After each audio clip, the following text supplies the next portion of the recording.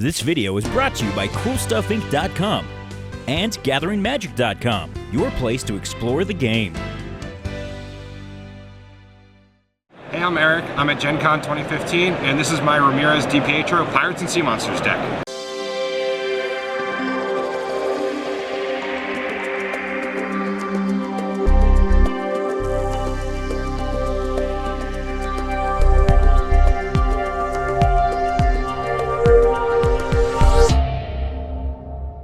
Ramirez, it's the commander, 4/3 first strike, so it's completely unimpressive, and it's always amazing when people prioritize killing it, because it does nothing in an EDH game. Dreadship Reef is just an on-theme land, and the sea monsters get expensive, so the storage counters help. Depths is on theme, and card selection's kind of nice. Bog's on theme, sort of, and Graveyard Hate. Refuge, for the pirates, and it helps with the dual lands. And Guildgate's just one of the duels I had lying around. Wilds fetches lands, Terramorphic fetches lands, and then it's a bunch of islands and swamps to play blue and black.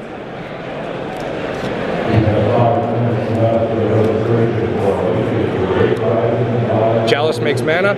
Sometimes it makes a little bit of mana to get you going, other times it makes a ton of mana to get Krakens out.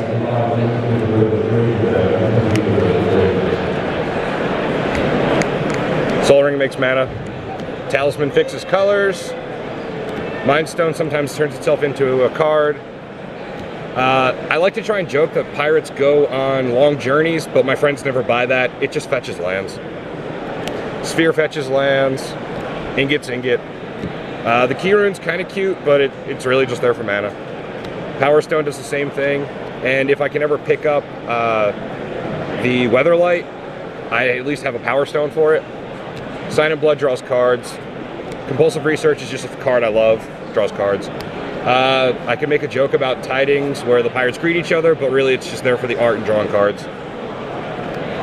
Machinations, tutors, Fabricate tutors, and Drift of Phantasm tutor for these two cards.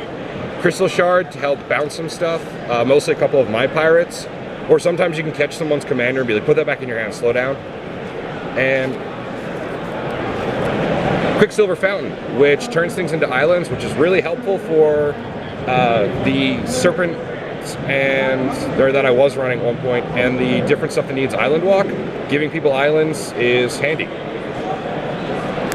Skeleton can come back.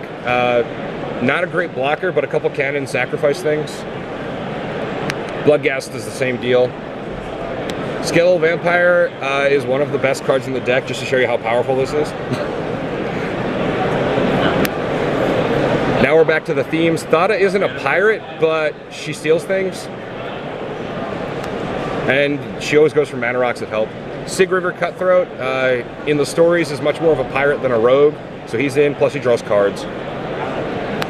Now we get to actual pirates.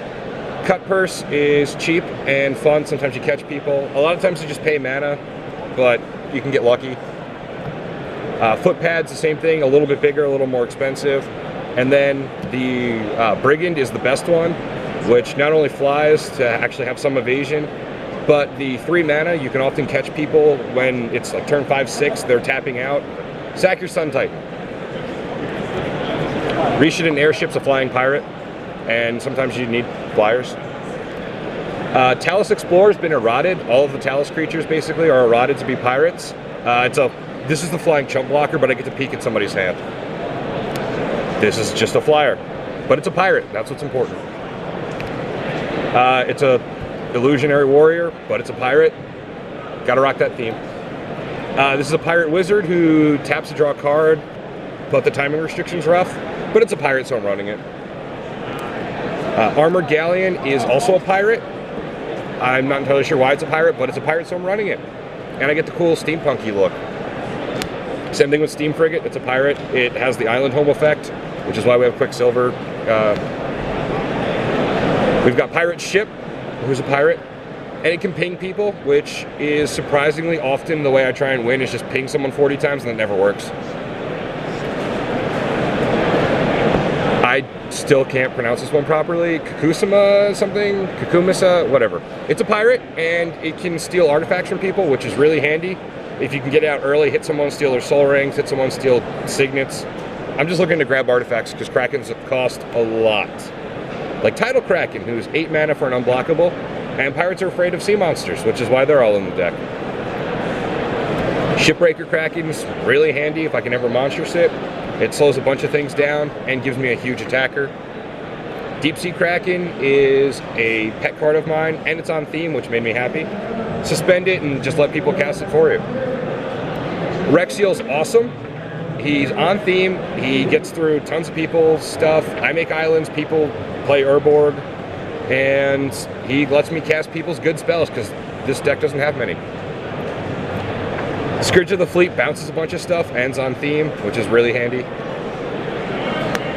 Stormsurge Kraken swings for a lot. Sometimes it draws cards. It can't be killed easily, which is handy, and it's on theme. Leviathan provides islands for all of my island walkers and island home guys. Sadly, the island home guys can't attack when he's out, but he's on theme, and he's cool. Lorthos is a big scary sea monster, and he can tap down stuff if he gets to swing and tap down stuff. Sealock Monster is really nice. It makes islands to help things and gets bigger. And it's actually on curve, unlike a lot of the things that I play. Colossal Whale eats things, which is really nice. The Island Walk's cool, and you get to make jokes when someone asks you how large a Colossal Whale is. You always answer Colossal, never give them the power and toughness. The Pirates need ships, so we've got Predator Flagship. It turns your sea monsters and pirates into flyers. It can shoot down other people's flyers, and the art's really cool. Skeleton Ship is a ship. Could be the commander because it is a legend, but I like Ramirez, and it makes things weaker over time, which can be handy. Ghost Ship is a flying spirit ship.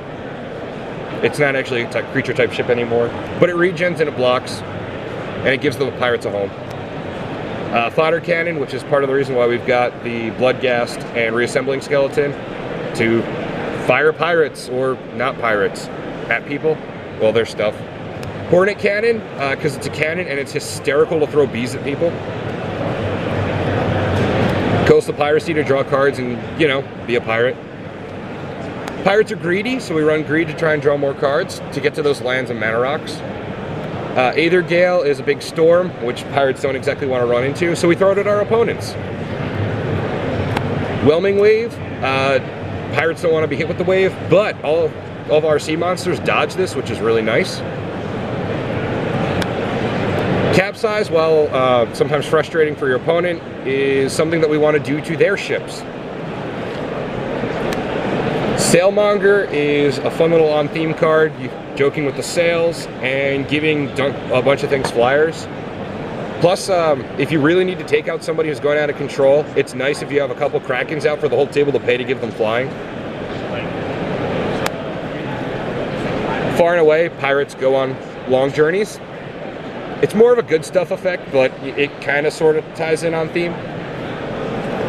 Dead Drop for when you need to make your opponent's stuff walk the plank.